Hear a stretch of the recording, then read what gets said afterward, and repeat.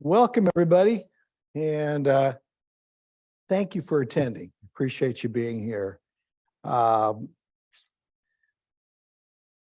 title of this webinar is called The Mandibular Temporal Latero-Rotary Movement Influences on Visual Function. And it's a long one, so I'm going to try to condense it as best as I can. The material you have, the material you can go back and look at and look through, you will find that every slide or every word in that handout material will not be covered by me today. We just don't have the time to do so. So I went through last night and I selected that information I think is really important for us to talk about today. I don't want to shortchange the anatomy discussion. I don't want to shortchange at the end the techniques there's two techniques I want to talk about, but I do want to make sure that you have the evidence-based material that supports all this information, and that's why I wanted it in the manual. This is full of research articles. Back in 1985, I befriended a wonderful gentleman from South Africa. He's an oral surgeon, was an oral surgeon. His name was Dr. James Lewis. And I had the opportunity as a young therapist to spend countless hours with him in surgery and doing work with this thing called the mandible. And it changed my life. I already had a pretty good inclination of what patterning was all about in human function.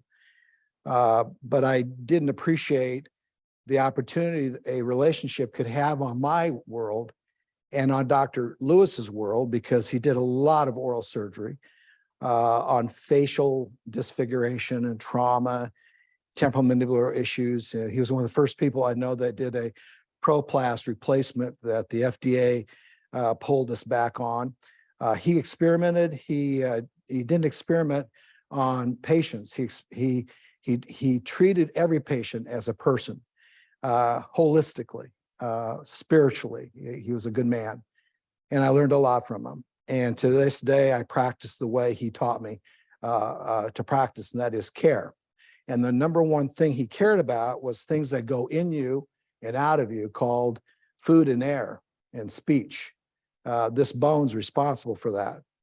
I hope this webinar and this particular presentation, this series, these 4 webinar series are 4 not series, but 4 programs. Parts to the 4 parts.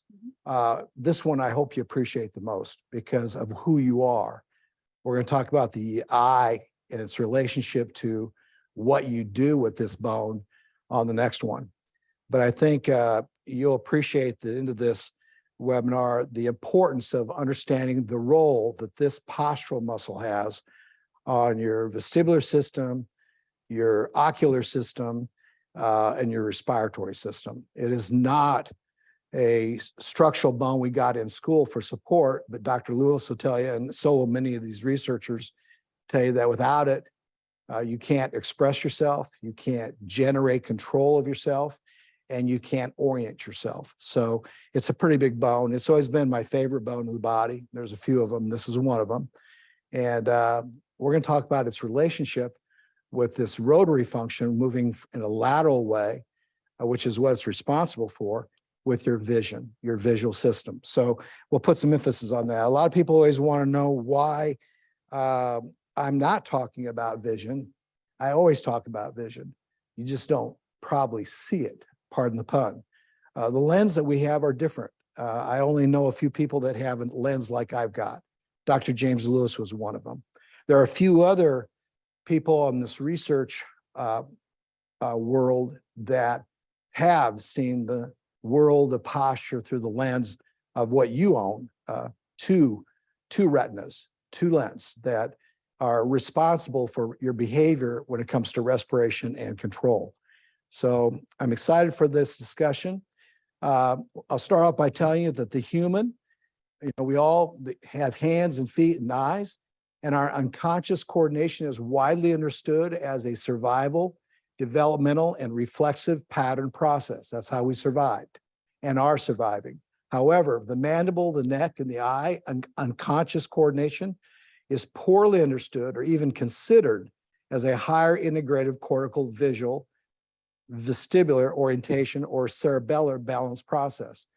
And again, if you look at that second sentence, the word is mandibular, because the mandible is really the bone that lays between your neck and the visual system. When you say the word mandible, I think the word neck. And when you say the word neck, I think of the word vision because of the mandible, as you're about to learn. The visual functional cortical dominance, the asymmetrical pre-programmed extraocular function that we all have, and deliberate patterns of visual spatial consciousness evolves around the tongue, the palate, the cheeks, and the mandible placement of your orbits of your eye, and thus our degree of visual perceptual lateralization array. So we know who we are because of these cheeks of ours and this mandible of ours and this tongue of ours that's constantly checking our placement between those two eyes. It's called the ethmoid. And we are regulating that function all the time based on what's going on around us and what's going on through our nose and our oral cavities. The function of the mandible is always executed in relationship to the spatial positioned upper dentition. The mandibular translation or forward and lateral movement requires the mandible to functionally shift us, which is induced by the functional articulation of the teeth and the maxilla to the functional shift concomitantly to the contralateral direction. So when our teeth move one way, our sense of teeth movement one way is designed to help us shift our body to the other direction so we don't fall. That's inherent. You'll understand more about this at the end of this webinar in terms of the neurological implications behind that statement. Our visual spatial processing and the growth and development of our larynx, pharynx, and ear canal all depend on the forward, downward, and lateral mandibular displacement from its articulatory joints, our temporal mandibular joints. So our processing itself and our growth of that process is reliant on our larynx, our pharynx, and our ear canal. Our visualization, mastication, respiration, and vocalization qualities and anatomical shapes of our mouth, our oral cavity, of our nose, of our orbit, are determined by the mandibular use of the maxillary teeth. Our mandibles are guided by a number of things, but the most structural one is our maxillary teeth, structurally. I didn't necessarily say vestibularly or neurologically. There's other processes going on with what we see and what we hear. But when it comes to structural orientation, we really rely on our maxillary teeth. And when I say that, we rely on muscle that goes from the palate and the maxilla, the pharynx itself, up into this cavity of our head called the midsection of our head that houses two orbits, two eyes. So keep that in mind.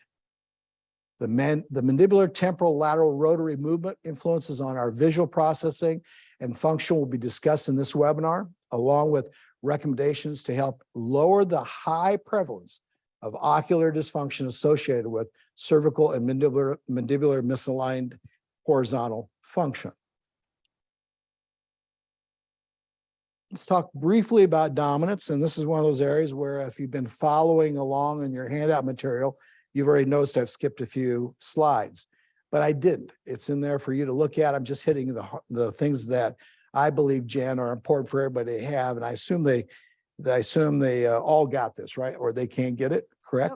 Yep, the handouts are posted on our website, and I sent them a link in the chat here on the webinar. Thanks, Jen. So mandibular dominance, a little bit of wording about that. Our brain laterality and dominance is correlated with chewing preferences, but it does not affect efficiency of the mastication system. For example, right lateral pterygoid dominance shifts the mandible to the left for masticatory function more than to the right. So This is a cortical discussion. It's called brain laterality. You do not have two sides of your ocular system that are the same. They do not operate the same. They are worlds apart, if you want to know the truth. Our eyes were made to shift, and our bodies were made to rely on that shift. Our mandible was made to shift, and our eyes were made to rely on that mandible's shift. I hope you notice what I just said in the order I said it.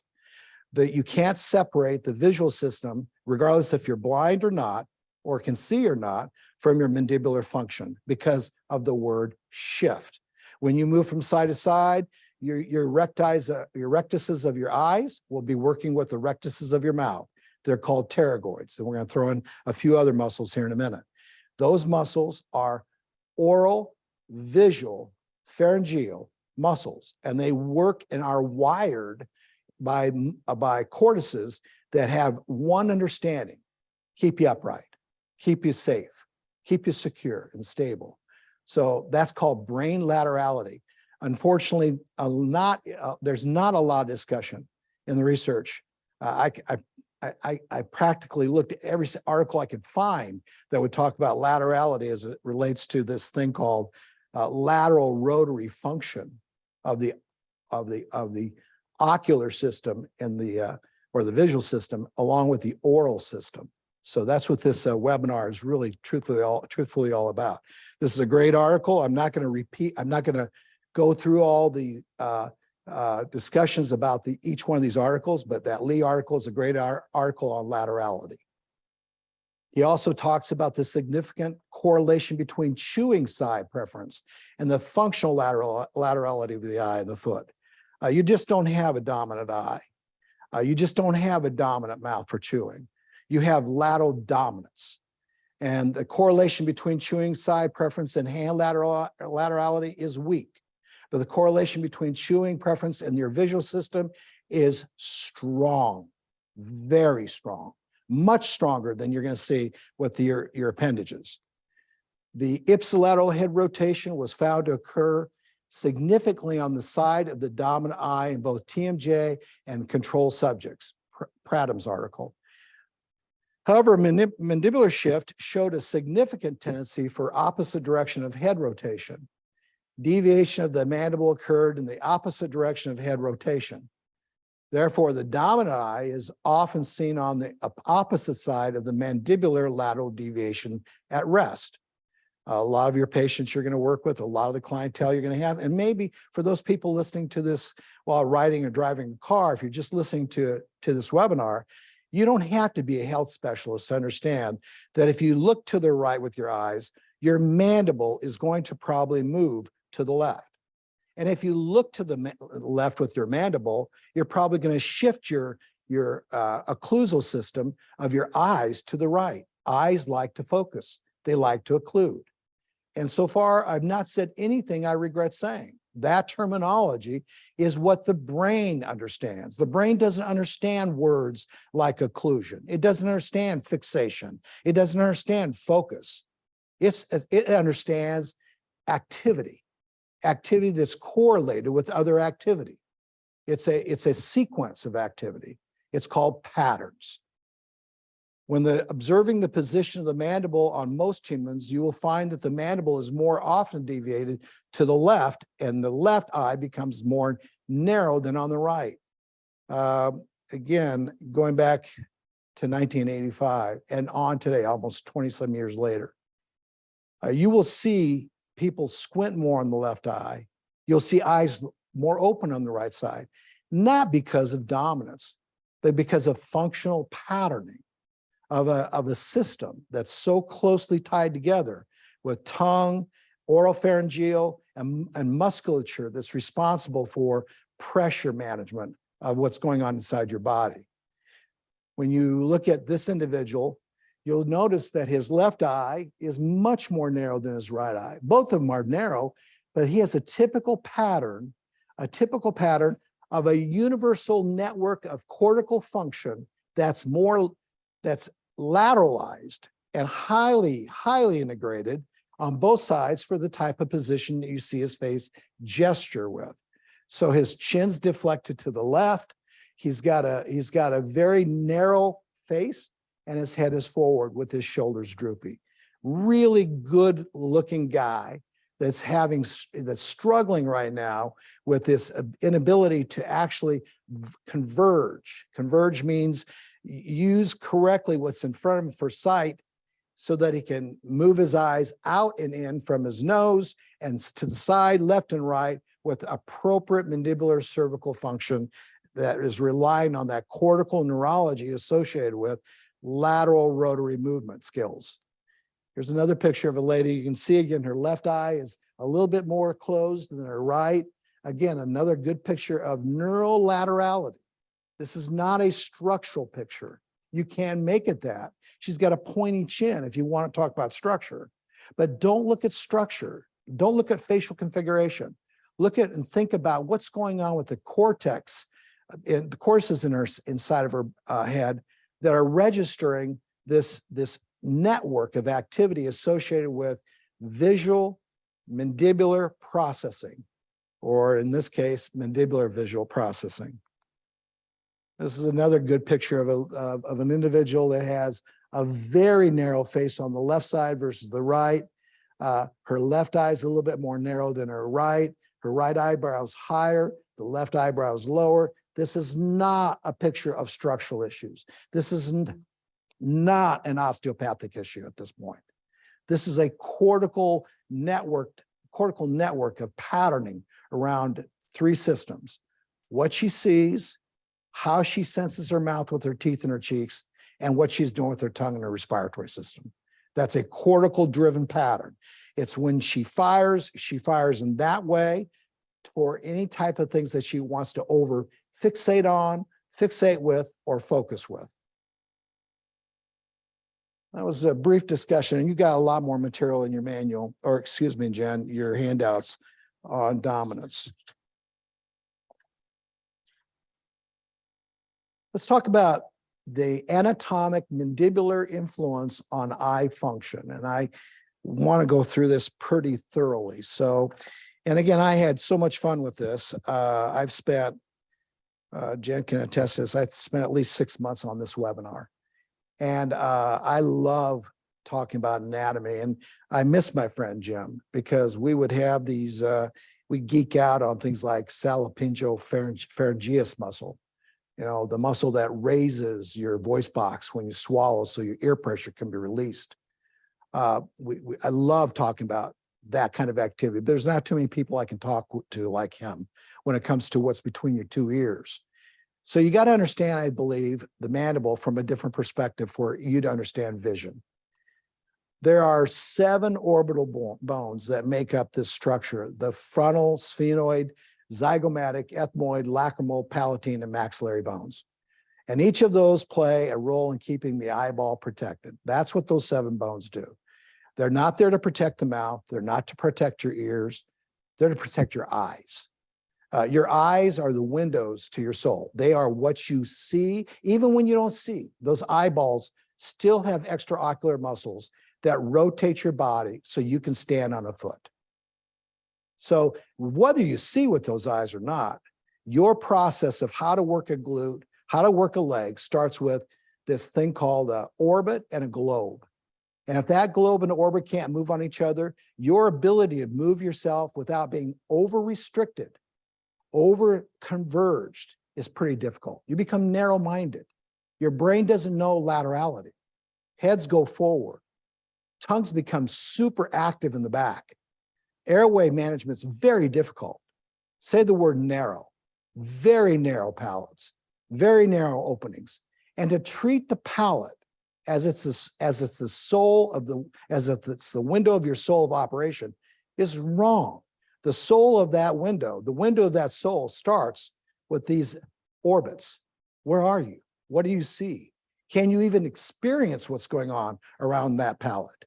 So each of these play a significant role in posture. So when you look at these bones and you look at where they go, and I encourage you to look at these bones and look at how they make, how the makeup of each one of these sockets are really the regulators of what's going on below this thing called the temporomandibular joint because of these bones. The orbital plate of the ethmoid, the lacrimal bone, the palatine bone, you've got a maxilla bone, you've got the zygoma, you've got the sphenoid, huge bone, which we're going to talk about, all for that one thing called the optic canal. So this layout of these bones are laid in a way to allow the movement of the globe in that orbit to not be sandwiched, to be not be restricted. So those extraocular muscles can flow. So you can generate good rotation from each one of those eyes, not just one. They're both responsible for yoked activity on the floors you stand on. They're pulling and pushing. They're moving you around. They are operating as if the nerves coming out of your head have to pass through that to get down to those feet. Put yourself there. Think about your own body and think of how you would feel if you didn't have the ability to rotate your eyeball under bone or your bone on top of your eyeball. Think of how you might feel. And a lot of people do that every day. They don't feel that because they're myopic. Fastest growing problem in the world when it comes to vision, myopia, stiff, rigid systems, overactivities of muscles of the eye to stabilize that cranium because you can't move your mandible. You can't shift your body. Any muscle that attaches to the orb of the eye and the mandible or pharynx is considered, for me and Jim Lewis, to be an oral visual muscle. So he was a South African person doing surgery on mandibles to help people walk better. And the two of us did really good work together. He couldn't do it without me. He told me many times. I couldn't do it without him. And some of these patients never could move an arm until both of us put our heads together and said, you know, there's an oral issue here that's somehow having an impact on zygoma function, on expansion function, on visualization and cortical flow. And we saw it. We saw what a new joint in a temporal mandibular area, a new TMJ would do for the visual system, the visual cortex, and the plantation of your feet on top of a ground surface to move yourself on or not. There are 4 of these muscles that are attached on each side of the head. There's your medial and lateral pterygoids, which we're going to spend a significant time on in this webinar. And there's this muscle called the spheno-mandibularis that I want to just make sure you're mindful of. And the superior pharyngeal constrictors, which I talk about in the voice box resonation course.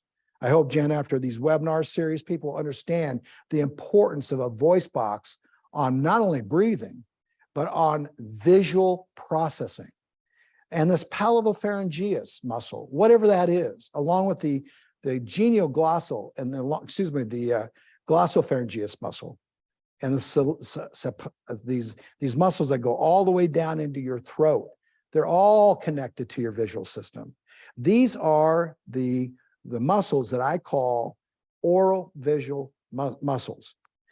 And we're in your manual or in your handout, you have them all broken down. There's the medial lateral pterygoids that move the base of the tongue and the mandible from side to side. Thus, they keep the airway from becoming patterned and restricted and compressive and decompression function. There's a connection between the motor division of the trigeminal nerve that supplies the external internal pterygoid muscles and the superior branch of the oculomotor nerve, which also supplies the ipsilateral levator palpebra superius muscle of the upper lid. And that's why you see a little squinting on left sides and not so much on the right side. Jaw winking ptosis, a synkinesis, or ptotic upper eyelid movement with the movement of the jaw reflects the reflexive relationship of the mandible and the eyelid, which is more commonly seen, as I said earlier, on the left side. In fact, if I see it on the right side, I really want a full workup of that individual. I may even send you to a neurologist. So these are synkinetic reflexes that are trigeminal based, that are functioning off of pterygoid activity or non-activity. This is a video that we took recently of a gentleman that had a real difficult time with with his neck and with himself. And I won't go over all of this history. All I want you to do is just watch the video.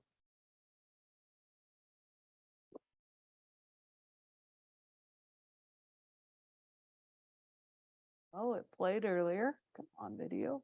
Here we Could go. you please hold your MMOO appliance up and show it to everybody? Okay, so very good. So it's a typical MMOO, and I think you got that. It doesn't really matter when you got it. Can you go ahead and put it in your mouth for us, please? So this is the first appliance he got to help him with the regulation of his neck. And unfortunately, it held him too stable. So he just put that in his mouth. That's the first appliance he got. With your prognathic jaw, do you feel when that went in, did you feel like your head went forward or back? I didn't. Doesn't matter. Move your mandible to the right. Very good. And everybody can see on the camera that his body also went to the right side. Okay, go back to the middle and move your mandible to the left. And once again, everybody hopefully can see that you are moving your body to the left when you moved your mandible to the left. Would you agree that you felt that? Mm-hmm. Go back to the middle. Okay, I'm going to ask you to try to do that again, but this time try not to move your body to the same side. We're going to go to the right. Don't work hard at this. Just move your mandible to the right, but try not to move the body to the right. Would you agree you can't do it? He starts to shake. He has tremors and move your mandible to the left without your body going to the left. And you can see those tremors. It's very difficult. And that's his life right now. So he has no lateral rotary function of his mandible, which is a good appliance. With that appliance in or without it. Different reason. And we're going to put this thing in called. So I made it. This is just a flat plane occlusal appliance. Mouth guard. And it's a guard. It's a mouth guard. Nothing's unique about it. There's no guidance on that. There's no guidance on it. And he's going to put it back on the top of the mandibular teeth. And he's moving around, and he does not know how to rest his mandibles. He's constantly looking for a place to put it. He's not in a closed lock position. Did you feel your tongue? Not off of his discs. And more room. Yes. Do you feel like the world got a little bit broader? Yes. Okay. Do you feel more awareness under your two sit bones? No. Not really. Do you feel more good? I'm glad you. Do you feel awareness under your two heels? I wasn't paying attention. That's okay. But right now, all you really kind of feel is you have a mandible back, Yes. a jawbone. Do you feel the jawbone? Yes. And did you feel that jawbone like you are now when the other appliance was in? No, I felt my jaw move forward. Okay, very well said. His jaw relaxed, it moved forward. Let's move your mandible to the right. And hopefully everybody that's looking at this can see his body also move to the right. Which is supposed to. Move your mandible to the left. And hopefully everybody can see the mandible's doing just what it did with the previous appliance. Moved over to the left and relax. Now, ideally, that is not what we should be seeing with someone who moves their mandible from side to side. We want to see the mandible move one direction while the body has to, at the same time, concomitantly move the other direction. Now we're going to help you understand. But since he does not have good realization of his feet are sitting on that chair. They're called ischial seats. With muscles that move the mandible from side to side and the body to the other direction called pterygoids. And what we're going to do is watch you first without guiding those pterygoids, and then we're going to guide them. With this appliance in, there's no cuspation, there's no major migration, translation, guidance. It's kind of a flat plane. Let's go ahead and move your mandible again to the right. And you saw your body go to the right, and we saw your body go to the right, and you felt it, correct? Now let's relax, go back to the middle. This time I'm going to ask you to repeat that, but I want you to acknowledge what you're sitting on the left side and where your foot's at. Can you keep your foot on the floor and your sit bone on that chair as you move your mandible to the right? And you're going to see this trismic event occur. There's call that it a tension, saccadic event. tremor. I call it a nystagmus event. You can call it a tremulous event, etc., etc., etc. That's because this young man doesn't have any isolation of his pterygoid function from his glossal function. So to get the glossopalatine muscles to relax a little bit and get his tongue to relax, he just isolated his left lateral pterygoid by touching the outside border of the ramus of the right mandible. And at that point, you settle down, correct? Do you feel like the mandible is going to the right? And you know it because you can sense it as you sense the weight still being placed on your foot and the chair on the left. Is that correct? And now go back to the middle and relax. And don't repeat it to the other side. Let's do it again without your finger. Can you do it now to the right? And now touch it again. There. So he's going to work on these techniques to help him isolate his mandible from his body. He doesn't know how to do that. So we're going to give him a third set of appendages called the mandible, the ramuses, like he has his two shoulders and his two legs and hips. All right, go back to the middle. Now we're going to go to the left. And you move your mandible to the left. And we all saw that his mandible was going to the left, and he's trying really hard to stay over to the right. But as you try to stay over to the right, you start to see that tremulous activity kick in, that tetanus activity come in, until you isolate that pterygoid. This is so crazy. You can now what? Breathe. Now his oral pharynx is open. And he's shocked. He says, this is unbelievable. Gastrics are relaxed. This is the first time he could actually then His chest. possibly take And those he's moving his sunglasses mandible off. to the left as the weight is staying over on his right. That he uses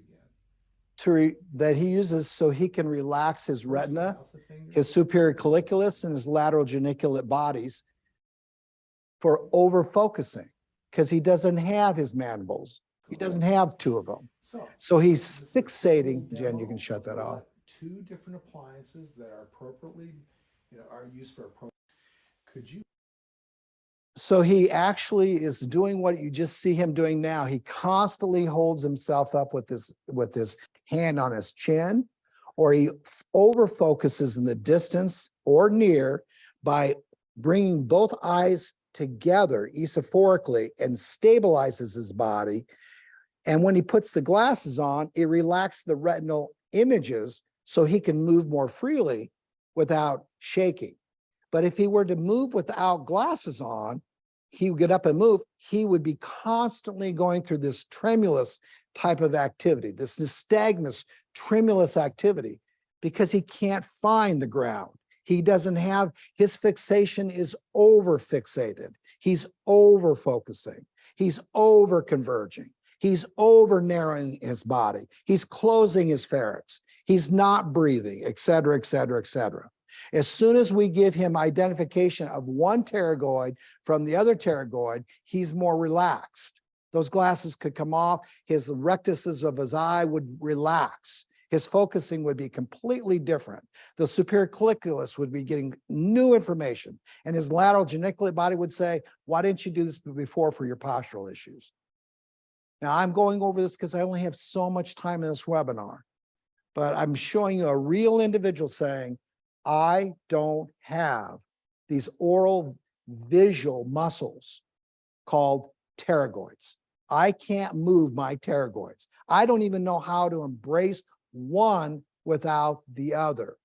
My mandible wants to come together as my entire face wants to move together.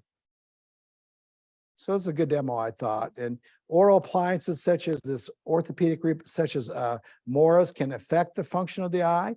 If you read this article, we know that. Another form of ocular mandibular synkinesis is seen with the overt ipsilateral horizontal chin movement only during the leftward gaze. This article will tell you that people love to look to the left and move their chin to the left. And that was not a Ron Hruska statement.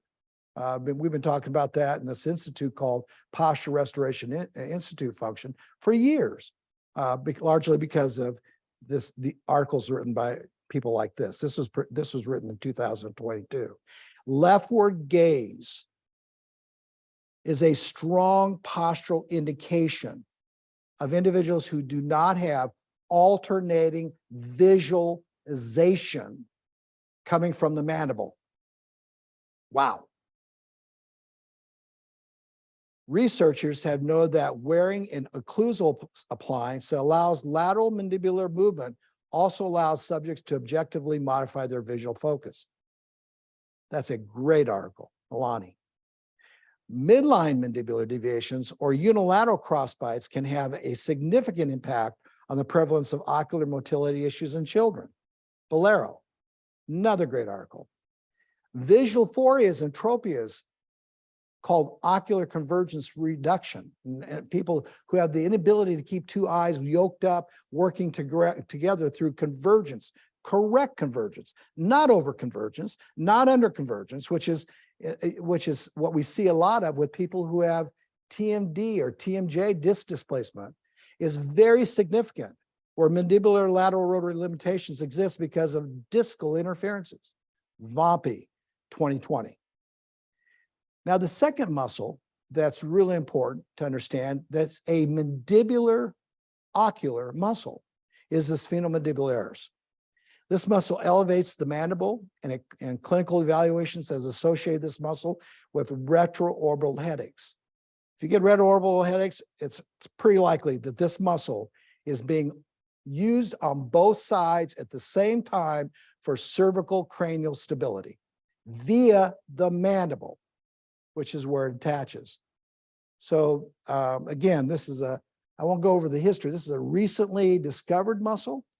Goes from the sphenoid down here to the mandible. And it's a stabilizer. And it's an oral muscle, and it's a visual muscle.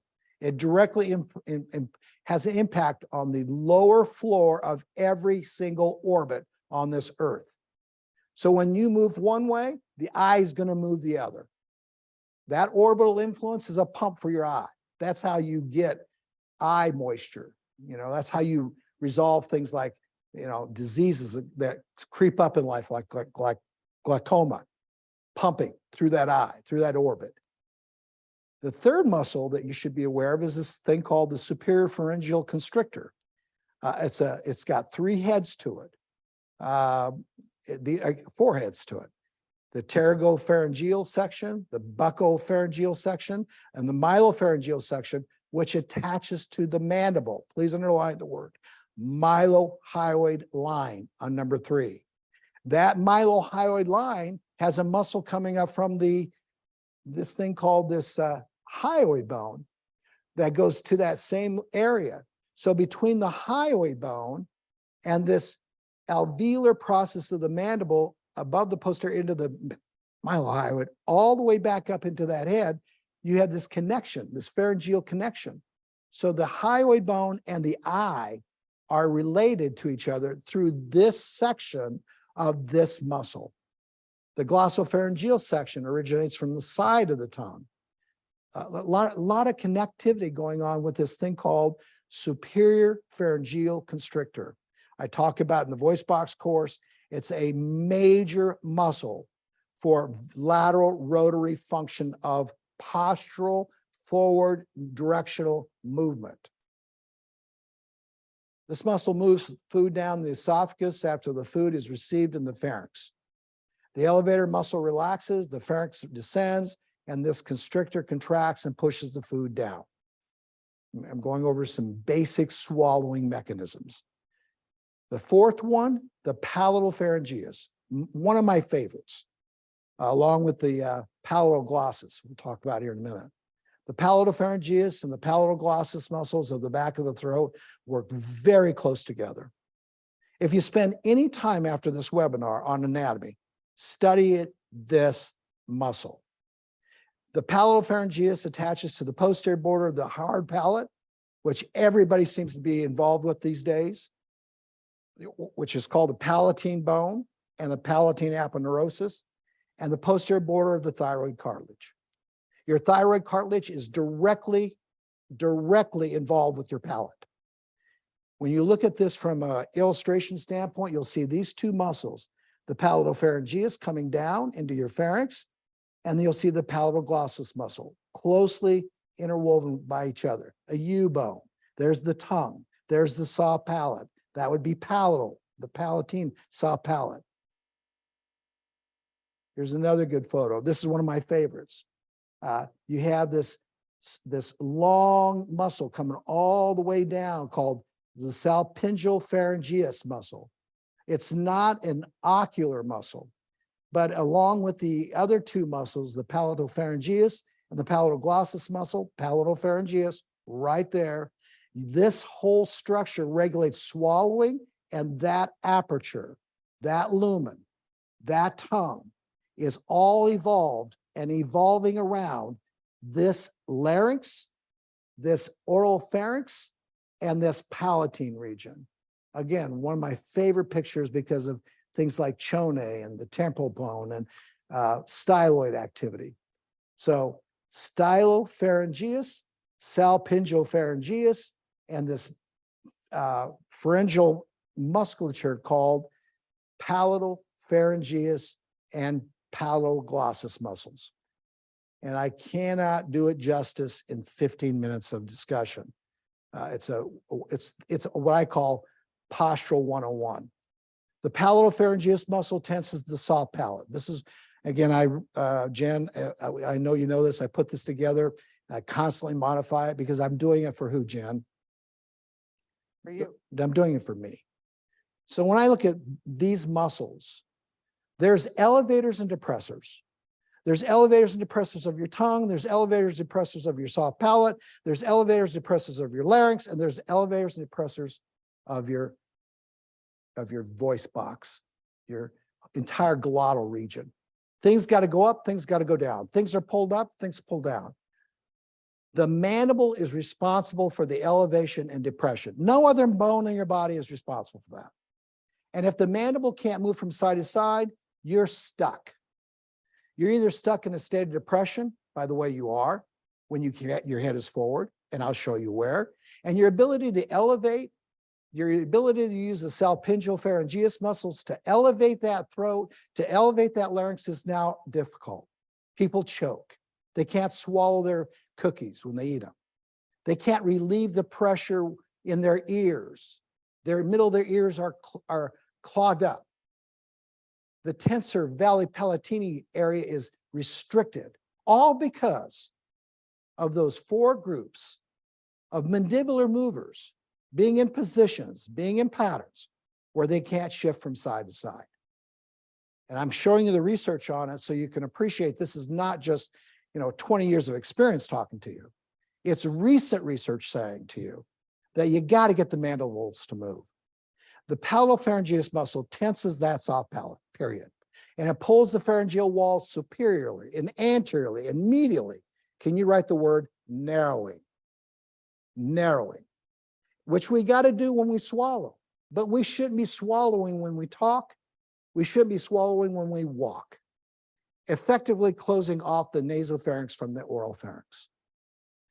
The palatoglossus muscle does not attach directly to the mandible, but it's direct action on the tongue and it's indirect action on the cranium, and the accompanying two orbits is influenced by the limited or biased movement of the mandible. That's what this webinar is all about. Is limited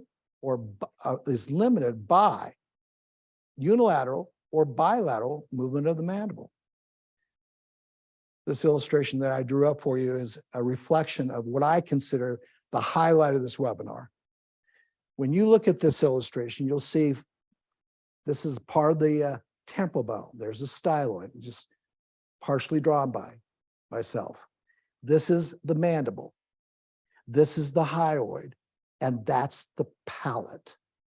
And those areas are all connected by a hyoglossus, a palatoglossus, and this thing called a styloglossus. That operatively has to have one thing going on for those four muscles to work correctly. Lateral, rotary, intrusive movement of this bone called the mandible. Otherwise, this bone knows it, that bone knows it, and that palate knows it. And then this is the thing that comes to the rescue, because this muscle now is being overly used operatively to move that mandible. People stick their tongues out when they hit volleyballs. They stick their tongues out to move one side or the other. They put their tongues in areas so that they can hold themselves steady.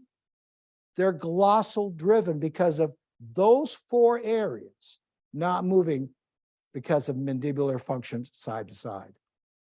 The palatal-glossus muscle attaches to the palatine bone through the palatine aponeurosis. It descends along with the muscles of the contralateral side in an inferior forward and lateral direction anterior to the palatine tonsils and attaches into the posterior lateral surface of the tongue. A wonderful, wonderful muscle. Here's a picture of it. Little guy right here. This is the palatal-glossal muscle. And that muscle needs freedom. It needs freedom, and it shouldn't be the sole provider of pharyngeal stability. It shouldn't be on every time you take a step forward. It needs that movement that we're talking about. Otherwise, these muscles, along with this palatal-glossus muscle, has to do one thing: pull the back of that tongue, pull that tongue in a position you don't really want to have it in. And I've outlined those positions for you as far as what they do for your tongue. I believe it's coming up. Yeah, on page 29. Or do they have pages? Theirs are a little different because they have 3 slides. Well, if you find the slide, actually, you know what? It's coming up. It's 2 slides after this next one. I'll come back to the palatal-glossus. The right and left palatal-glossus and palatal-pharyngeal muscles create ridges in the lateral, and underline the word lateral. Lateral pharyngeal walls. This is all about lateral pharyngeal walls. You've got them inside your rib cages. You've got them inside your cheeks. You got them in this area called pharynx. You got them in this area called the oral pharynx. You got them in your sides of your head. They're called lateral recti. They're lateral walls. Lateral walls are important in the body for one word: lateral, rotary movement. Rotation of the body doesn't occur without lateral walls. So this whole business about lateral pharyngeal walls, big, and it's inside of you. It's inside of this cavity, and it's referred to as arches, palatal-glossal arches, or these fascial pillars. These pillars separate the oral cavity and the oral pharynx. They are antagonistic to the levator palatini muscle, or elevators of the soft palate. And this is the slide I was looking for. The palatal-glossus muscle raises the middle posterior tongue, and the tip of the tongue therefore goes down. It's a good muscle. The genioglottal muscle, when it doesn't have the ability to experience on and off activity, side to side activity of the mandible or of the face, when that happens, the genioglottal muscle pulls the base of the tongue down, and the tip of the tongue goes up. And sometimes the base of the tongue goes down, and sometimes the base of the tongue goes up. And so when that middle posterior tongue goes up, you don't have an airway. You're closed. Your Malapati scores go up to 4 real quickly. You can't breathe. And the only way you can breathe at that point, the head's got to go which way? Forward. Now your tongue is not working in a normal state. It's resting in a mouth that's in the wrong place. As you saw in that video of that individual, as soon as he started to figure out where the 4 muscles were, those oculi, oral muscles that we talked about, as soon as he can figure that out, this whole region becomes settled down, because those pillars that we're talking about, those lateral walls, just relaxed. Then face doesn't have to be narrow. One thing that I find so interesting is that the salpingeal pharyngeus muscle not only equalizes pressure, between the eustachian tube and your pharynx, but there's a large percent of people out there that I don't have these statistics written down, Jen, and I'm gonna.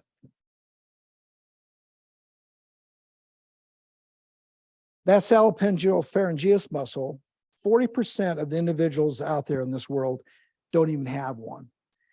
However, they're always found on individuals that are narrow and thin, especially women. And so when you see that face that's narrow, elongated on a very thin woman of all people, you probably have some issues with this eustachian tube area. You probably have some issues with that back of your throat. More so than if you were in a different project, a person, different type of individual genetically. I just find that interesting. It raises the pharynx and larynx during swallowing. It laterally draws the pharyngeal walls up. It's an equalizer of pressure. That whole region, that pharyngeal region, along with the salpingeal pharyngeus muscle, is really operatively the area that you're number one responsible for with mandibular function. Now, how does that relate to the eye? The eye itself needs to be capable of leaving the ethmoid. It needs to expand out. And if those muscles below the eyeball are so constricted, your myopic, your strabismus issues, your esophoria issues, your exophoria issues are all possibly related to the position that you're actually placed in by the muscles that go into that pharyngeal region of your body. The palatal-glossus muscle elevates the posterior portion of the tongue and depresses the soft palate inferiorly, therefore, as I said, narrowing the diameter of the oropharyngeal opening. And I underline it to stress it. Nobody wants more expansion of the cranium than I do. But artificially, it cannot be done by any human on this earth if that mandible does not have the permission to move side to side. And I know that most of you may be thinking, well, what about the disc? What about that temporal mandibular disc that's interfering with that? It's a possibility it is, but that's why you put something called freeway space back to that system, as you're going to see in the techniques that we're going to show you at the end of this webinar. Because if you have freeway space, regardless if you're off the disc or not, you just allow that entire oropharyngeal region to expand, to open. Clenchers don't know how to do that. They don't know how to let go. They don't know how to stop it. They don't know how to grind. They don't know how to stop grinding to establish an airway. As you recall, the palatal-pharyngeus muscle narrows the nasopharynx opening during swallowing. We weren't meant to walk around making a living in this world with swallowing in our backgrounds. People who are struggling with orbital eye pain or breath issues or pain of the face issues, et cetera, are probably too narrow. They don't work and express themselves with their face.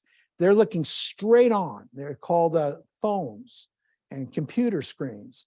There's not enough mandibular flow going on. There's no motion going from left to right. There's no swinging of these appendages. So when the palatal-glossus muscle elevates the posterior portion of the tongue retracts and moves back and down towards the hyoid bone, limiting mobility of the hyoid and the larynx. Now we got a problem. It's called dysphonia. You might have dysphagia on top of it.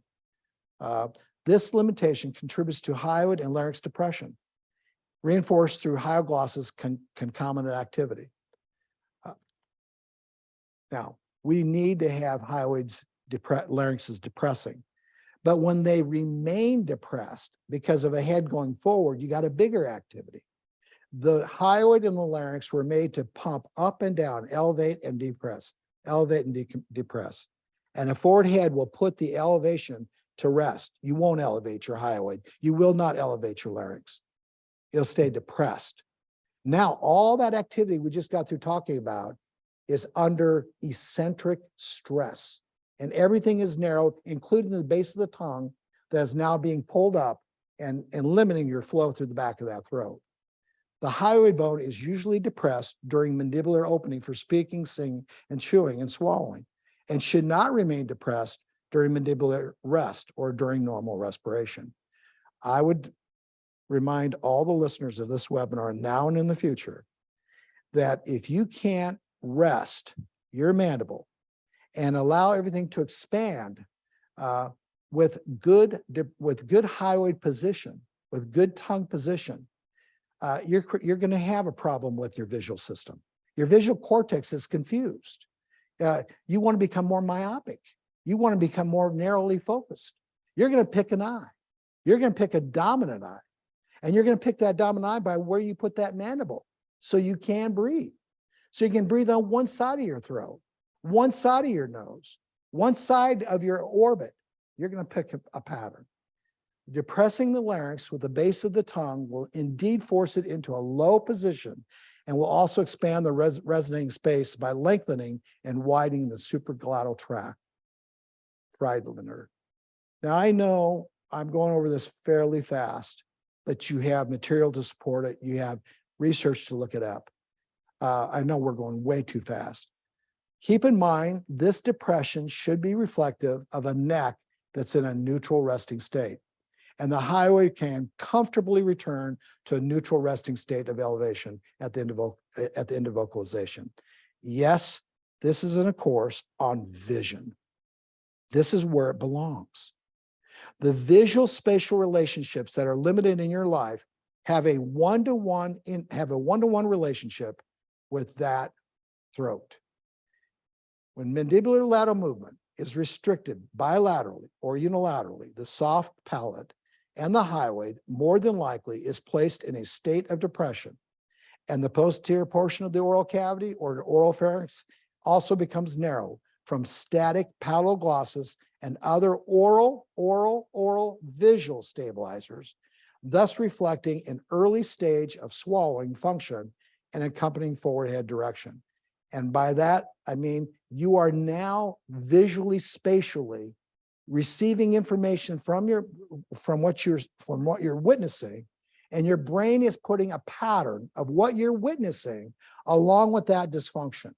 So when you use your visual cortexes, and you got many of them, when you use them, that visual cortex and that network is all related to the pattern of that activity. If you change the palate, the visual cortex is going to change. It's going to be different. You're going to be able to experience things you didn't know before, including colors. Your threat of things that are too overwhelming will be softened autonomically, parasympathetically. Corresponding possible adaptive measures taken for above restrictions, i.e. heads that go into extension during swallowing, has been shown to decrease the opening of the supraglottal tract or airways and the esophagus. The extension of that head is driven by the visual cortex that is patterned with that non-mandibular freedom of lateral-rotary direction. I want to talk a little bit about stabilization when it comes to the ocular system. Mandibular lateral-rotary movement and ocular stability. These are highlighted, right, Jen? Highlighted, right? Lateral movement and mandibular freedom widens the oral pharyngeal opening by relaxing the palatal pharyngeus and palatal glossus muscle. It's a big thing. That's what this discussion is all about. It's why I exist, to get people to shift from side to side. Lateral movement of the mandible. When the head moves forward because of limited medial to lateral movement on one or both sides, extension of the head on the neck will place demands on the visual cortex to move the globes of the eyes downward to help you offset the orbits that are moving or rotating upwards. Huge statement. Huge. The inferior rectus and lateral rectus of the extraocular eye muscles pull the sight to the floor or ground when the mandible motion is limited and restricted or biased toward one direction. We had Philip Beach here a few years ago. Jen, help me out. What symposium? Great guy. About 5 or 6 years ago now. Lovely man. And I look at this image by him in his book that he put out, and the book is listed there. He is so brilliant. He knows salamanders, and he knows how mammals move and how fish float and swim. He's a zoologist, an environmentalist. He walks on pebbles without shoes for a reason. And I love this picture, this illustration, where you see nothing but a lateral rectus muscle, a lateral muscle called a pterygoid, and those two muscles are working with each other on just this important thing. One does one thing while the other one does something else. One's pulling ahead a cranium via the visual system to the right, while the one on the same side, the right one, is moving the mandible to the left. And that's how it works. And if the eye and the mandible are moving the same direction, you might as well be a fish, because that's not the way you were meant to be when you're on the ground. So when you look at these eye muscles, especially these two, the lateral rectus muscle of the eye and the inferior rectus of the eye, those two muscles move yoked visual systems from side to side. Write the words lateral rotary function from those two muscles. And you'll now write the words of the same words for those other four muscles. Those other four muscles of the pharynx region, and these two muscles are constantly wired together with your superior colliculus. They know what's going on with this activity because the retina is feeding that information back to that brainstem. So when the retina picks it up, you better be moving your mandible. Now, if you don't move your mandible the opposite direction when the retina picks it up, you're going to pick a side. You're going to become dominant. You're going to become narrow. You're going to become restricted. You're not going to be able to expand. Without freedom to move the mandible, the head is positioned by the overactive mandible stabilizers. These mandibular stabilizers require sphenoid fixation for both eye muscles and mandible muscles that correspond with adaptive visual processing. This processing requires the posting or fixation of the head position necessary for the two eyes to work together without binocular rivalry. Your eyes don't fight each other because they like to fight. Your eyes fight each other because the activity that they're providing your body isn't being recognized because of overfixation of oral function, including pharyngeal activity. So the movement of that mandible frees up the ocular system. Your visual systems are going to change. You're going to see things that you didn't know you saw before, as outlined by these two authors. Binocular rivalry is one of the most prevalent clinical conditions observed in people with mandibular lateral-rotary insufficiency. In other words, people who have difficulty moving freely their mandibles from side to side usually present with mutually incongruent images to the left and the right eye, which typically results in the perceptual alternation of the two stimuli instead of their perceptual fusion. You start to see double.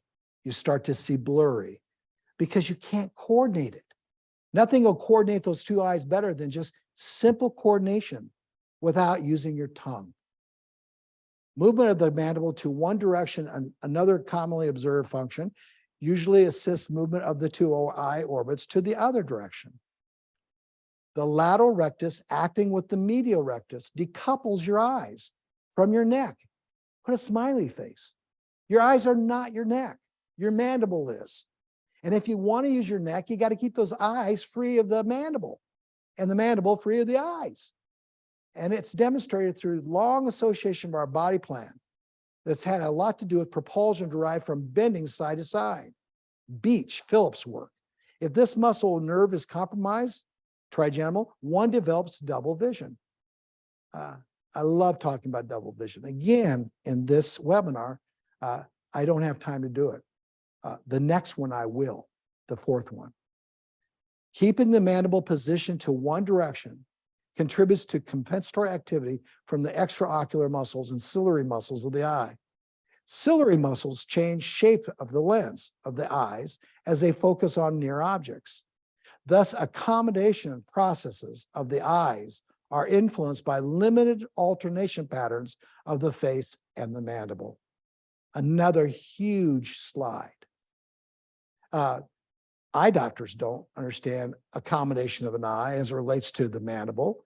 And people in physical medicine don't understand the importance of alternating the mandible and its relationship to the visual system. It's just not in those schools of thought. In this circumstance, the brain is attempting to study the visual fixation of some object of interest as the eye makes above average continual small movements called physiological nystagmus, which may aid in the maintenance of visual contrast. So the more your eyes are constantly moving, little microbursts, the more physiologically you're going to be relaxed. When that stops and ceases or gets narrowed down, the more likely you're going to be very, very autonomically driven, which means you'll be more statuesque. Physiological nystagmus is a form of involuntary eye movement that's part of the vestibulo-ocular VOR and is characterized by alternating smooth pursuit in one direction and saccadic movement in the other direction. You follow it, you come back. You follow it, you come back. We can't do those kinds of things comfortably if our mandible is locked in. You're locked in with your neck. Alterations of mandibular lateral function and position of the mandible associated with malocclusion can therefore cause temporary alteration of the position of the pupillary line, leading the eye muscles to intervene in order to keep the eye straight. Another big slide in this webinar. When, in his studies, in addition to this, alteration of an orbit shape from osseous suture restriction as a result of mandibular unilateral patterning overuse can lead to an enhancement of cornea curvature, commonly known as astigmatism. These articles are so refreshing. I mean, this one's is in 2013, but so refreshing to read. Astigmatism, curvatures of the eye, curvatures of the orbit, curvatures of the cornea, which is astigmatism, are all related to this dominance of patterning of mandibular function with ocular stabilization going on because of it.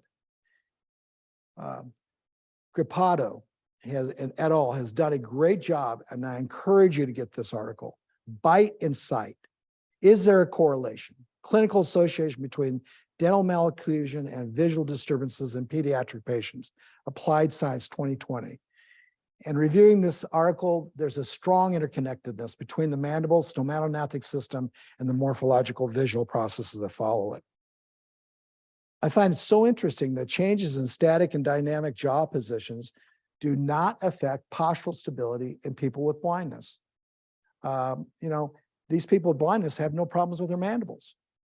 They can move from side to side. They're called walking sticks. They tap. They know what haptic sense is.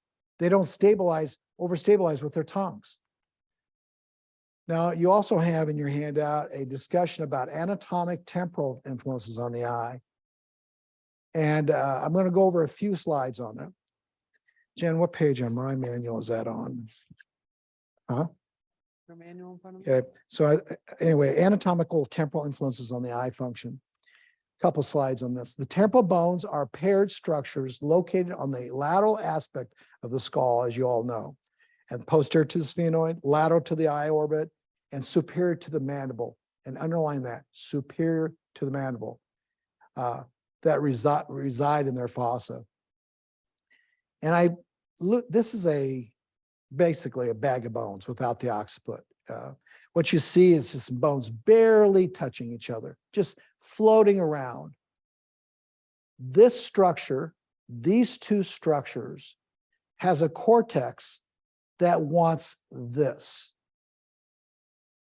Your eyes want the freedom of bone flow.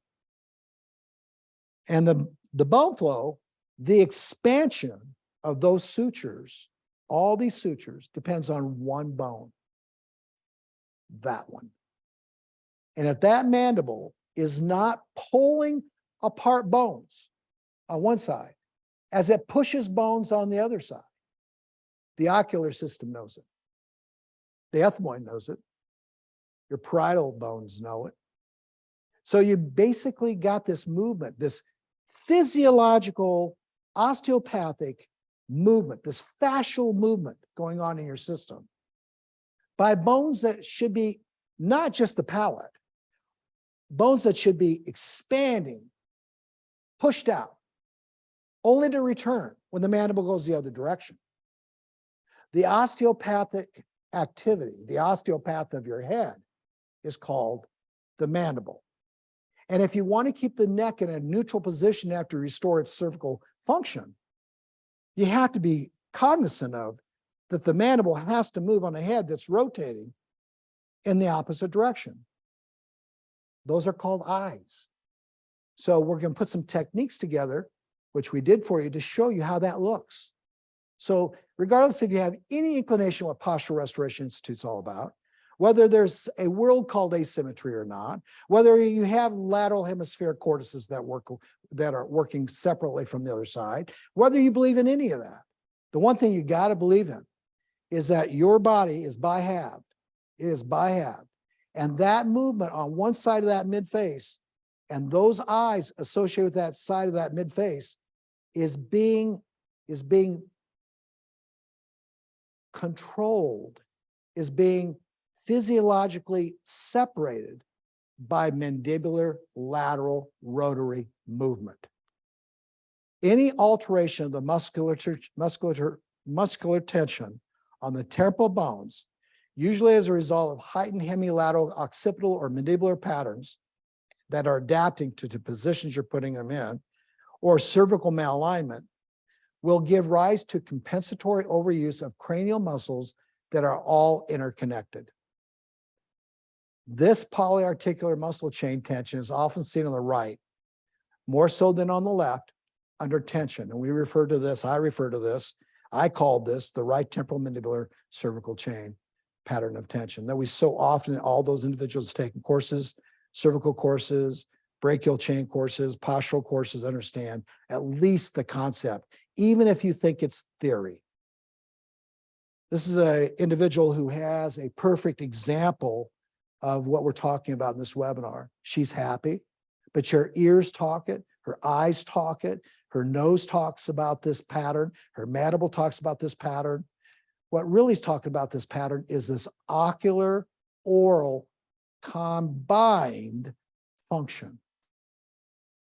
Temporal and mandibular dysfunction or derangement has been shown to relate to the reduced convergence. People who cannot ESO or EXO, they're over or under converged. They don't have healthy convergence, especially with the TMJ internal derangement people, where there is a very positive fusional convergence reduction. Cuccia, 2007. Marcelli says, altered ocular movements in TMD patients or those with mandibular lateral deviations may be related to dysfunction in the superior colliculus, a relay center in the midbrain that receives visual, somesthetic, and proprioceptive afferent fibers and is involved in postural motor and forward locomotor control and gaze movements. That's that center, that relay center. It all begins with whether or not your head and your mandible can work off each other.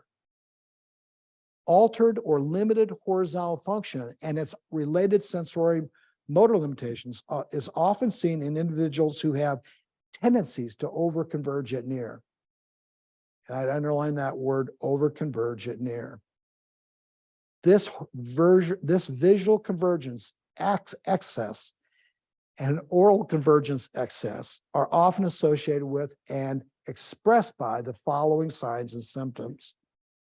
And Jen, I'm not going to read all these. They have that in that paper. They have it in their handout material, but I wish I could talk about each one of them. Underline the word diplopia, or tendency to close or cover one eye. How about the loss of placement? Omission of words. How about retroorbital eye pain? How about avoidance of visual demanding tasks? How about this next one? Abnormal postural adaptations and abnormal working distances. They see things and they think they're either closer to that object or farther than that object. In other words, the accuracy, the vision's fine, but the brain is interpreting 20 feet as 10 feet or 30 feet. It has nothing to do with acuity.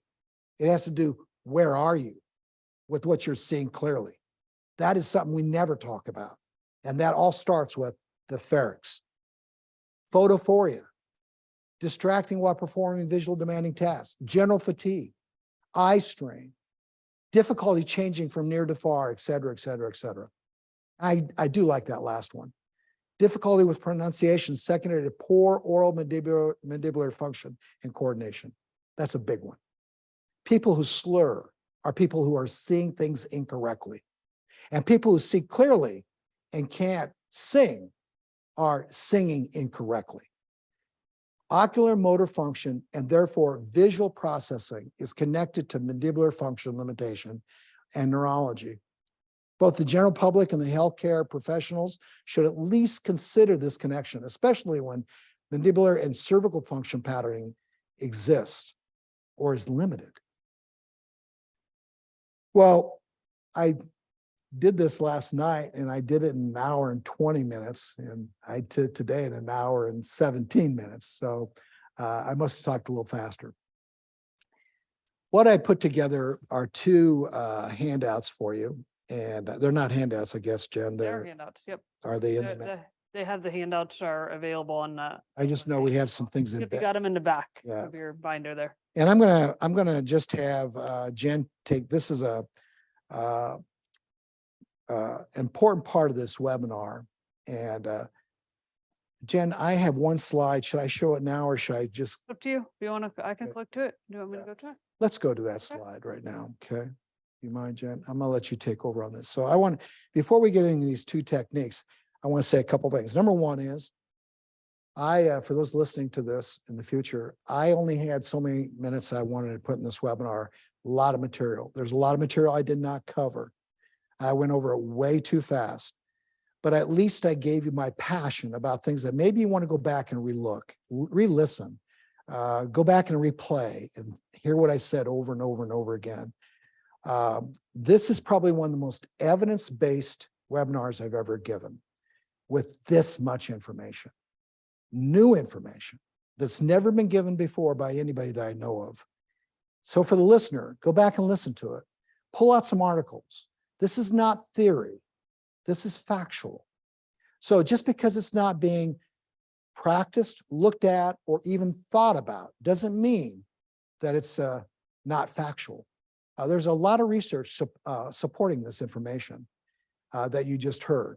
Lateral-rotary mandibular influences on the ocular function. I didn't even say ocular motor. I said ocular function is one-to-one. For us to think that it's not, we're being a little ignorant. These orbits in this oral cavity resonate on the freedom to laterally rotary move on each other. I think this summarizes it all. I told Jen earlier this week, right, Jen? I said, there's one person that summarized this better than I can. It's this guy back in 1998. I'm going to read it to you before we look at these techniques. Human posture is based on essential elements such as eyes, underline it, and feet. The spinal and sensory receptors are all important for this human posture. The mandible, underline it, the bone that's attached to the skull by the temporal mandibular joint. It's not the joint that's the issue. It's not an orthopedic structure that's the issue. It's not a disc that's the issue. It's not even occlusal that's an issue in this webinar. It's this thing called the masticatory muscles that seem to play a part in the postural equilibrium of humans. Is this task incumbent on the mandible in its role as a part of the spinal column? Or should it be considered as a separate entity with its own identity, like we do today, looking at it? In any case, it's absolutely necessary to take this into account when studying human posture. As the founder of the Postural Restoration Institute, I strongly encourage you to ask yourself, is it necessary to take this into account when studying human posture? Well, you know, obviously how I feel about it.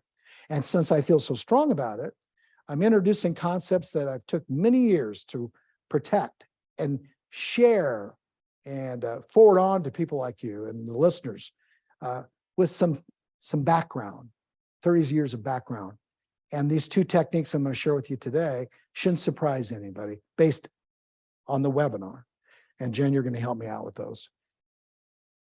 So are you going to show a video, Jen? Or? So the first technique, and both of these techniques are available as handouts. Ron just put these handouts together, although they're, like you said, they're concepts that have been around for a long time he's been using.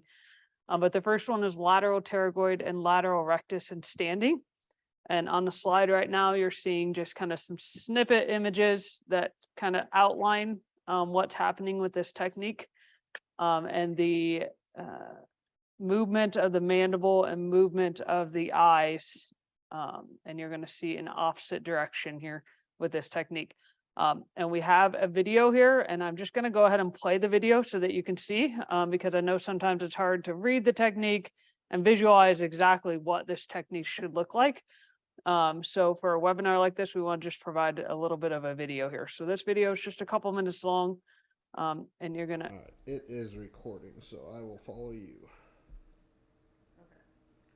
Stand with your feet shoulder width apart. Sense your big toes and inside arches on the ground or floor. Use shoes if necessary.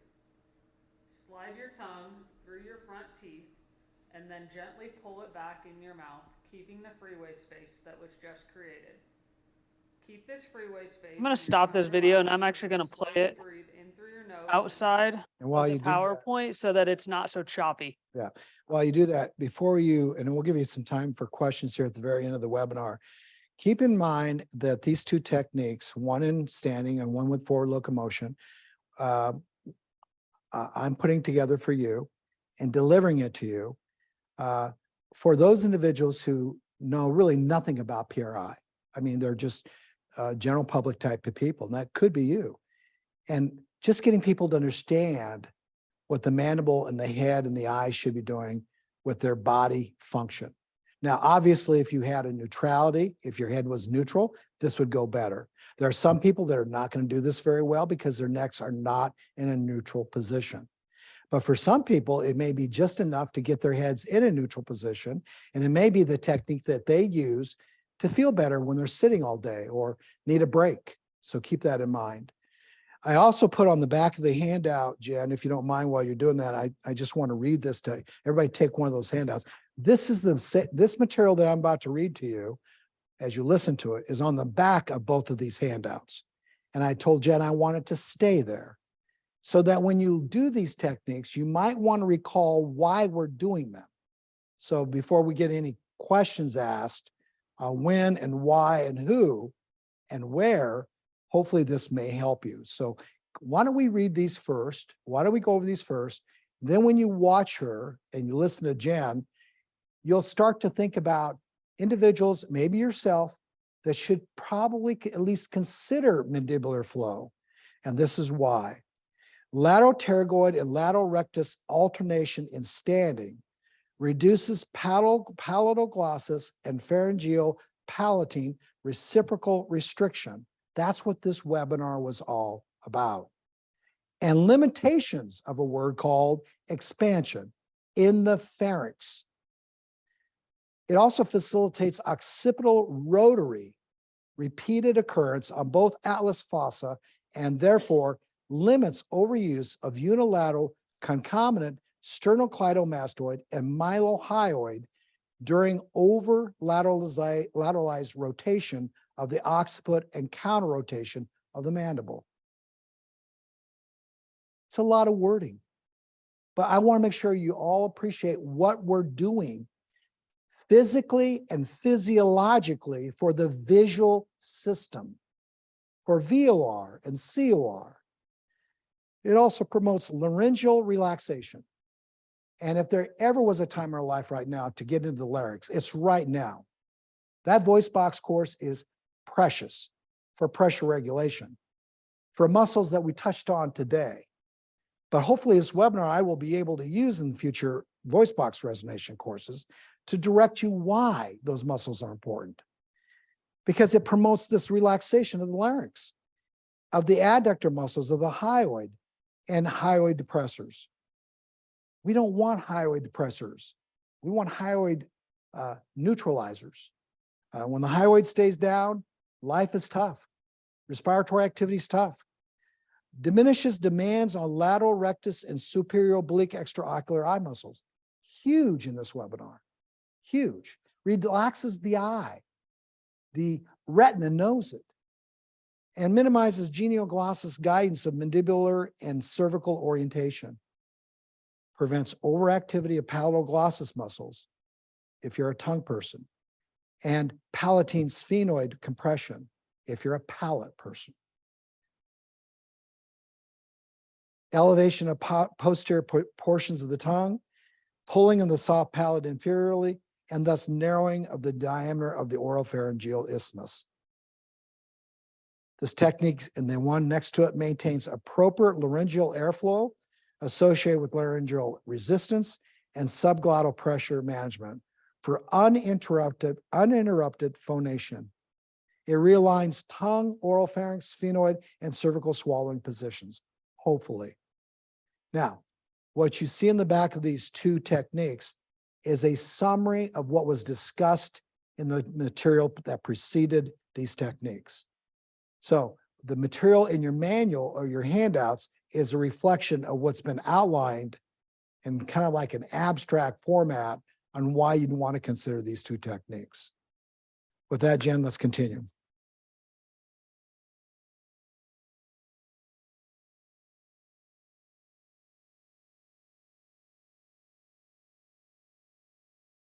Slide your tongue through your front teeth and then gently pull it back in your mouth, keeping the freeway space that was just created. Keep this freeway space and your tongue relaxed as you slowly breathe in through your nose and out through your mouth. You will need to place your tongue on your upper front palate as you breathe in through your nose and then relax the tongue as you breathe out through your mouth. Continue to breathe in the above manner as you move your mandible forward and to the right gently and slowly without the use of the tongue. Don't move the mandible too far laterally as you may use your tongue to help move the mandible, which is not desirable. Hold for 3 to 4 breaths. As you watch Return your mandible back to the midline as you continue to breathe as before. Find your freeway space again with the use of your tongue. Place your tongue back in your mouth. Look to the left with both eyes and continue to breathe as before. While keeping your eyes focused to the left, move the mandible forward and to the right, gently and slowly. Hold again for 3 to 4 breaths without the aid of your tongue. Now her blink reflex is a reflex, Relax your eyes and it's again. a synkinesis activity associated with Keep the mandibular bow steps, activity. but reverse eye When and the blink mandible reflex goes directions. up, she struggles. Go ahead She's and keep struggling. going. So look to the right. 3 to 4 breaths.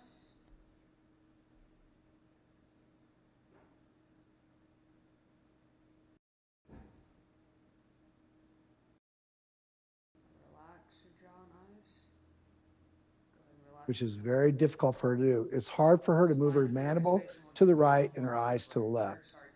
Yeah, jaw to the right, eyes to the left. It's hard for her to do. She drops it off. Really hard. It's hard for most people to do that.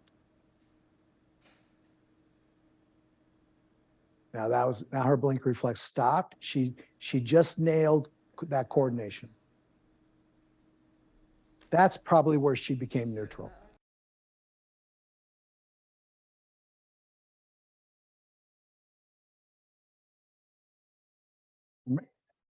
By the way, that last picture, Jan, was the left lateral rectus was moving her mandible. The left lateral pterygoid was moving her mandible to the right, and the right lateral rectuses of her eyes were moving the head to the left. The eyes to the left. Eyes were going to the left. So she was pulling her head to the left with her lateral rectus on the right eye as the mandible is going to the right with the left lateral pterygoid.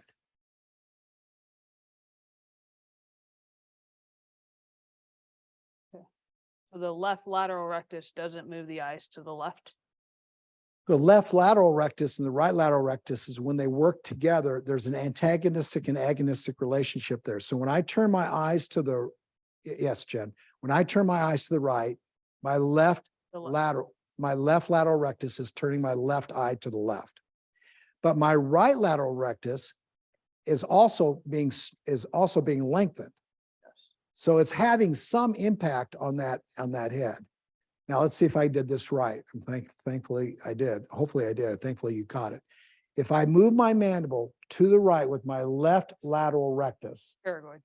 lateral pterygoid, thank you, Jen. I'm also pulling my eye on the right with my right lateral rectus. I'm pulling the eye out. Now, if I pull my eye out, my mandible is going to the right and my head's going which way, Jen? To the left, because the lateral rectus is moving my cranium to the left. My right lateral rectus is moving my cranium, Jen, to the left. It's pulling it. Now, the picture before in this, when you see a right lateral rectus contract and your eyes go to the right, if the eyes go to the right, you know the cranium has got to go what? To the left. Well, the mandible is going to the left. Isn't the cranium still going right? I'm not talking about the mandible right now, I'm just talking about the eyes, just the eyes. And that movement from side to side with the eyes, or when I move my eyes from side to side, that muscle is more, those extraocular muscles are strong, very strong for their size, because they're actually stabilizing your gaze orbitally, not globally, orbitally. Okay, now what did you say about the mandible? So as you move your eyes to the right, your right lateral rectus is contracting and Yep. moving your eyes to the right. Your left medial rectus has to move your eye to the right. Yep. So your left lateral rectus is being pulled or is Yep. lengthened. Yep. And your your mandible is going to go to the left as your cranium is also going to the right, the same Correct. direction that your eyes are going. Yes. Okay. I may not have said that, but you just did. So Okay. I appreciate that. Okay, so the second technique is kind of building on this first technique. And it's lateral pterygoid and lateral rectus alternation in forward locomotion. And so this technique, I'll pull the video up here. It's a much quicker video because we're not reading the instructions as she does it. Because if I read the instructions while she does it, she was going too slow. And so we decided to record it. Once she did it a few times and she got the hang of it, we recorded it of her knowing how to do it. Your patients will hopefully do the same thing. Once they do it a few times, Yeah. they'll get the hang of the coordination of these muscles as they are doing this activity and this technique. And please note the side that we're starting on. Please note the side that we're starting on. Go ahead, Jen.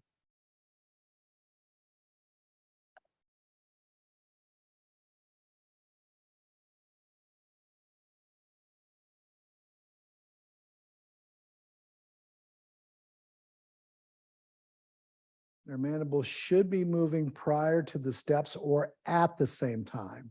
Kind of as her heel hits, you're going to see her mandible move to the same side. I'll play it a couple times here.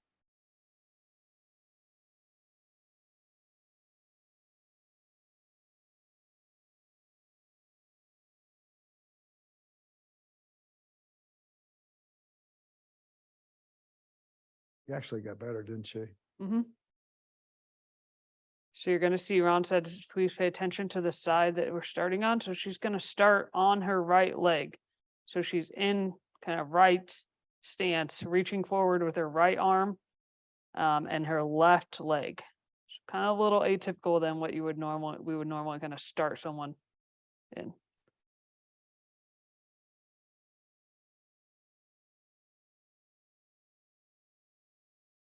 And the synkinesis that we're doing here, mandible, arms, legs, and eyes, is much better here cortically because her blink reflex is completely dropped off. So Anne can do this better than she could the former technique. She was struggling. So she's showing you how much more difficult it is for patients to stand, because that's where problems start. Problems don't start with forward locomotor movement. Problems start with standing and sitting in one position without lateral, rotary, mandibular, ocular deviation. That's where problems start. And just a couple of things about this technique. So this technique, you'll see lateral rectus in the title, but you might be confused because you're like, we're not moving our eyes at all. The technique has you look straight ahead out like 20 to 30 feet out in front of you and to focus on objects, not a single object, but just focus 20 to 30 feet out in front of you. And as you're walking, because of what you're doing with your mandible and because things are moving by you as your body moves forward, you are getting lateral rectus activity. Different than when you were standing. If you're standing, you're not getting any visual flow moving by you. So your lateral rectus, you have to facilitate lateral rectus movement through eye movement versus when you're walking, look out straight ahead of you. And as you're moving, your lateral rectus, because of what the mandible is doing, because the mandible is moving, you are having to facilitate the lateral rectus muscle. These techniques are techniques to move ocular muscle via mandibular lateral rotary direction. They're techniques to reduce tension on the ocular system. They're techniques to restore synkinetic activity with respiration, because you only are breathing in through your nose, hopefully, and out of your mouth with three-way space. The tongue should not be doing a thing. And if the tongue is overworking with both of these techniques, more than likely you got a cervical component. More than likely. More than likely you got a mild kinematic component. More than likely you got a postural respiration component. Or more than likely you got a pelvic floor component. There's something limiting that function. There's something interfering with it. It's not just over patterned. The cortical structure that's making you stay restricted is not because you've got a problem with your anatomy. You got a problem with the cortical communication going on with array vision, space expansion or lack of, and ground support. You can't put those all together. The simple technique of standing in our institute is big. We have people shifting from side to side, and we're doing lots of activities. The wording in those techniques were put together by me. We have you look a certain way. We have you breathe a certain way. We have you focused a certain way. We have your head in a certain position. But the reality is, to put it together, you'd have to understand palatopharyngeus, lateral-pterygoids, and you definitely have to understand this system called the sphenomandibularus, because that's the direct muscle from the mandible to your sphenoid on the outside of your body. That regulates autonomics. So that tension stays down when the head can expand and explode. That tension is going to go away real quickly if you're unilaterally cortically deprived. I want to thank all of you for attending this webinar. And for those of you listening in your automobiles or your living room, I just encourage you to be mindful of the fact that it was, fast mode, but go back and re-listen to it. Maybe look through some of those articles. Do some little research on your own. I'm a practical person. I know there'll be listeners who are still going to be theoretically challenged by this material. I would encourage you to do some reading on it, look into it more and challenge this material. I encourage you to challenge this material. I encourage it. Meanwhile, I don't know, Jen, if you wanted a few questions Yeah, right now. we'll take a few questions. I just asked everyone on the chat if you have some questions to type them in now. Just one other thing I wanted to point out with this last technique with forward locomotion. Remember that this is a technique or this is an activity. We are not trying to get someone to do this all day long when they're walking. You're not going to get synkinesis of jaw, eye activity, breathing, respiration, and be able to do all of this when you're walking. This is just a technique or an activity. So hopefully you don't walk away thinking, okay, every time I walk, every time I hit No. this foot, Yeah. my mandible has to be going this direction, my eyes have to be going that direction. It comes up more often than you think. I get those questions more often than you think. So I just want to put that out there. I'll take a couple questions here, and I'm going to turn off the screen share. So Joe, it's great to see you again. Thank you for being on. He said, Ron made the statement early about relaxing the retinal image by the use of the patient's sunglasses. What does that mean to relax the retinal image, and how do sunglasses accomplish that? Sunglasses, Joe, thank you for being here. I love the retina. I know people out there that have devoted their entire life, and I won't mention names, but to the retina. And light waves and the color and intensity of light waves, the direction of the light wave on the retina can all influence the way you breathe, move, and think cognitively. So by putting sunglasses on your eyes and yet seeing images that are no longer clear, like they were with the light waves that your brain is working and has been working on and with, you confuse the brain. The brain is now going, wait a minute, it's not clear enough. You just dampen colors, and each color has a spectrum, and your cones of your eye and your rods of your eye now are sending information back to that brainstem saying, this is different. I can let go. That's why people like dark rooms, Joe, and they like sunglasses on. The individual that you saw wearing those sunglasses, that's the only way he could get relief. I kept him on. He's got his prescription sunglasses. I kept him on to show him that the problem is his visual system, his visual cortex, because he doesn't know how to keep those eyes relaxed when the sunglasses come off. Now, once I gave him awareness of the four oral and visual muscles we talked about in this webinar, he's gone, wow, I don't need these sunglasses. He didn't take them off, but I feel my nystagmus, my tension, my tremors, my need to figure out where I'm at, called pursuit, saccadic activity, dropped off. Now, without him wearing putting not sunglasses on his mouth, but making him aware of the eye when the sun is out, the light is on, while it can only be done on humans when you have mandibular function, because you're a mammal. And your visual system was developed off of mandibular growth. So, Joe, it's a great question, but you can see I love talking about it. And the only anatomy you have that's directly connected to the optic brain you own is the retina. And that retina is direct.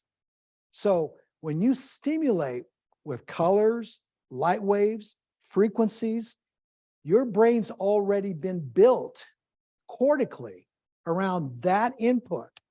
And by putting something on your eye, like tinted glasses or dark glasses, you've changed that by filtering the sympathetic activity that's overriding the mandibular movement that you desire. That's why people blink, like you saw Ann do. They're trying to coordinate something for the first time with a whole new set of values, a whole new set of synaptic flow that's being generated by a whole new parameter of movement that should not be regulated by a neck that has been stiffened up, forwardly put forward, and embraced by muscles that keep pharynxes and oral cavities narrow. So Joe, did that help? Did that kind of give you an idea of what we're talking about when it comes to retinal activity? You Got a thumbs up? Thumbs up. Yep, yep. I love you so much, Joe. Thank you. Okay, so Tim in Hong Kong says, may I ask, do you think mandible movement limitation is secondary to forward head posture? It's a great question. Who asked it again? Tim? Tim in Hong Kong. I think there are many people out there that you're working with and I'm working with. I see them every day. Just had one this week. That have gone through a stage of PRI activity and they're stuck, just like that gentleman was. And now their activity is driven by mandibular activity, ocular activity. What did he ask? How did You he said, ask? do you think mandible limitation, Yes. so lateral movement of the mandible is secondary to forward head posture? I don't. For that individual, the forward head posture, maybe I did say this right. The forward head posture exists because of lack of mandibular alternation. So you think it's the other way around? think than it's the what other way he around. answered it. For That's that how he individual. asked. But my goodness, you can't say that across the board, Jen. There'd be no way. I know a lot of people that have forward head posture because of inappropriate eyewear. Too much help and assistance on bodies that have no idea how to move forward or shift from side to side. And it may have been nothing to do with the mandible, but then over time becomes, Jen, a mandibular problem. So the visual system and how it was managed or not produce mandibular activities that complement that, along with other activities, all related to one word, respiration. And then I know people today that come in and see me because they can't get their neck to stay neutral. They've tried every split in the block. The problem is they don't have those 4 oral ocular muscles working. One's got to go on, one set's got to go off. And in that case, their heads are going to be forward because of mandibular displacement. I know other people that have had teeth pulled, have open bites, been in braces 3 or 4 times, and their visual system and their fatigue level, for all those things you saw in this handout related to it, was all problematic until they got their occlusal ability to shift from side to side. So there is no way I could answer that. You have to look at their story, look at the preceding history. Was there any trauma? But genetically and growth-wise, epigenetics will tell you there's a 1-to-1 relationship with those individuals who grow with genetics in their background, with tall parents or short parents, that all can have an impact on mandibular and eye function synonymously. One doesn't work by itself, Tim. They work together. When you adapt to that patterned dominant activity, because some other human maybe wanted you to see a little differently with optokinetics, or fence off activity in your mouth because you didn't have a good bite horizontally. No one's guilty here. We're looking at people from a very narrow, in vacuum space because we're not interdisciplinary minded enough. So I'm not pointing fingers at anybody, but my guess would be you're going to see a little bit of both. And it just depends when you caught that person, what was done before that person was caught, and how much is that person really capable of reducing the first part of this discussion, dominance. This is a program on how to reduce dominant mandibular activity, dominant visual activity, so you can breathe better, sleep better. I hope they're comfortable with that answer. All right, so Julia said, any tips on when you would use the upright, alternating shift and lateral mandibular translation, which is Hannah using the hyperboloid and the cranial resolution and occlusal course? Yep. Versus the new technique with lateral question. pterygoid and lateral rectus.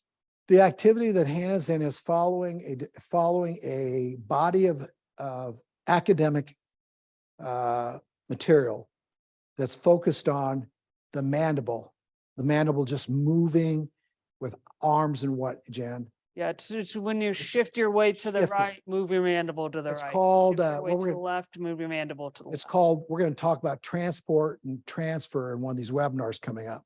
Mass management. This is a webinar with two techniques that says you don't need to know a thing about PRI. You don't need to know, just think about what you have for a body and what regulates you. And how you are regulated depends on how well you understand cooperative concomitant activity with two systems. An airway, which is called the mandible, and a system it's attached, you call the neck. So you got your neck and your mandible. Here's the other system. Who asked the question? Julia. Julia, here's the other system. Visual cranium. And if the visual cranium can work independent of the neck mandible system, life is going to be good. Question is, will you stay there when you stop doing that technique? There's an institute that'll help you understand that. So this technique is not designed after any body of knowledge that's focused on a specific region that we're trying to improve with over patterning, over referencing, or better yet, over adaptation called compensatory function. This is one that's saying, if the world was good, hopefully this will take your symptoms down. Hopefully you'll use it when you get a little stressed. Hopefully you understand how your eyes are dependent on your mandible and your mandible is dependent on your visual system. That's what this webinar is about. Next webinar, we're going to look at how the eyes regulate the mandible. This was a webinar on how the mandible is regulating the eyes. That's why you're seeing two techniques with emphasis, Jen, placed on the what? Mandible. All right. Michael in Italy, Michael Romani said, what do you think about pinhole glasses in particular for people with myopia? Thank you very much for these webinars. I don't have an attitude about it. I have some thoughts about it. I think there's a place and purpose for everything. I will tell you, there's a lot of people out there that have had a lot of head trauma. And this is not a normal system. And sometimes ophthalmologists and optometrists are using a bag full of tricks and design products to help people get better ocular control. There's a place for that. We did some of that right across the street. But I can't make a comment on that in a course. It's not a course, but in a webinar like this, because this is not a discussion about what types of tools you have in a lens box that you could pull out for these patients. I'm not an optometrist. And there's a place for green light and red light, and there's a place for the pinhole, and there's a place for, refraction with, plano and occlusion, occluders, and et cetera, et cetera, et cetera. There's a lot going on with that kind of approach. So I don't want to make too big of a comment on it. It's not related to, that discussion is not related to this webinar. It's a totally different set of parameters. I hope he can respect that. Yep. I'll just do a couple more here. So Joe, I thought, had another great one. He said, can lateral mandibular function be facilitated in infants? Like, I have a perceptive, like touching the mandible, like Yeah. facilitate lateral. Joe, good question. Good question. It depends the age and it depends, the infant itself. I was, the first 2 hours this morning, I spent time with my infant granddaughter. She's a self-stimulator. She's starting to crawl. And when she crawls, you can see her mandible has to move. And she does better without the pacifier in her mouth. She can't crawl with the pacifier in her mouth. It's just hard for her to regulate herself. She'll sit up, she'll drop it out. So Joe, there's a certain point in time where we all learn upright by dropping off pacifiers, tongues. They're called tongues. So the minute she starts moving her mandible from side to side, she'll be crawling. She just learned how to creep a little bit and crawl a little bit, but she can't do it with her mandible closed. So she sounds like, and I tell her parents this. They have 2 dogs in the house. She sounds like a panting dog. She's learning how to breathe when she crawls. That's respiratory. That's a good sign. Her tongue is out of the picture now, and she's not a good regulator of her tongue yet. That tongue has one purpose, Joe: suck. As soon as she can drop that tongue up from that middle posterior portion of her tongue, that glossopharynx, that pharyngeal soft tissue off, that palatal pharynx, and she can regulate air control with her tongue, then mandibular movement, it would be really good. And again, I don't think you have to worry about it on infants. They can figure that out because they are the most mobile, movable people when they get upright versus adults. So I read a lot, and I don't read a lot on mandibular movement for infants. Now, an infant who's constantly sucking maybe has a lip issue or a tongue issue, or is held down, a fascial issue. That's where you get a myologist, somebody who knows myofunctional behavior of the oral cavity. And I don't do that kind of work. But if I saw a limitation of the mandible, I would start there first, because you're not going to get that mandible to move at an infant by having them touch it. There's something else going on intraorally. And again, I hope I'm not hurting anybody. Joe, I hope that helped. All right, one more question. Alicia said, when talking about space between the cranial bones, so the figures that we showed of those cranial bones just kind of loosely touching each other, she said, would restoring that spacing with a technique, a PRI technique, perhaps due to what's happening with the mandibles and the temporal bones, be one of the reasons why someone can experience hypersalivation or desire to swallow more during or following PRI techniques? Yeah. It's all about swallow. Who asked that question? Alicia. Alicia, very impressive question, because it is cranial expansion that we swallow with cranial expansion. The honest comments today about the salpingeal pharyngeus muscle, one of my favorite muscles. It's a eustachian muscle. It's a pressure regulator between your chest wall and your ears. So we can drink and swallow correctly and relieve pressure in our system. It's so important to understand that the swallowing mechanism is what keeps our heads expanding and, swallowing, pushing boluses of food in the back of your throat without pushing it into your lungs is a neurological brilliant. Believe it or not, we still don't understand it. I can show you recent articles that say we still don't get it. I mean, you can look at how the brain functions. It's still, you chew an orange and this part of your brain lights up. You chew chips and this part of your brain lights up for no reason at all. We don't know. And it's never really consistent from human to human.